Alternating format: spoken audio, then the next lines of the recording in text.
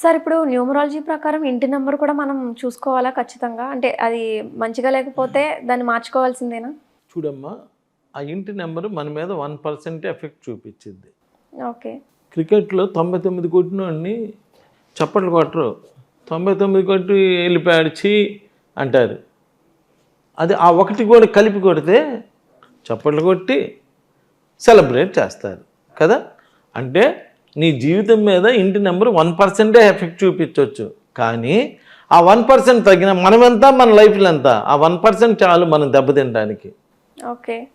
ఎప్పుడు 100 పరిపూర్ణత, 99 కదా అనుకుంటే కుదరదు. అంటే నేను అనేది, మనం ఏదో పని చేసుకొని వచ్చి మన ఇంట్లోనే మనం సేద తీరుతాం.